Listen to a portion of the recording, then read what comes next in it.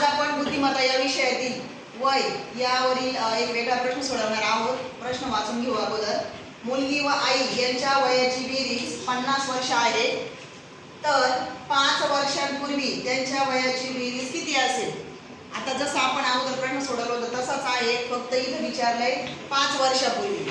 आता त्यांच्या आजच्या वयाची बेरीज आहे ना 50 वर्षे. आता 5 वर्षापूर्वी म्हणजे मागे जायचंय, म्हणजे मुलीचं वय 5 वर्ष कमी होणार आहे आणि आईचं पण वय 5 वर्षांनी कमी होणार आहे. म्हणजे 5 आणि 5 किती? 10 वर्षांनी वय कमी होणार आहे. तर या 50 मधून आपल्याला किती वर्ष करावे लागतील? 10. किती राहतील? 40. बरोबर. आपला कोणता पर्याय बरोबर असेल?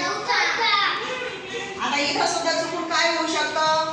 जे 50 दिलेत बघा, 50 मध्ये 5 वर्षापूर्वी त्यांच्या वयाची बेरीज किती असेल? मग फक्त आपण एकदाच म्हणजे एकच 5 घेतो आणि त्यांची वजाबाकी करतो, तर ही येईल 45. आणि आपलं इथं उत्तर चुकणार आहे, कारण 5 वर्षांपूर्वी म्हणजे मुलीचं सुद्धा 5 वर्ष वय कमी होणार आहे आणि आईचं सुद्धा 5 वर्षांपूर्वी वय कमी होणार आहे 5 वर्ष. बरोबर.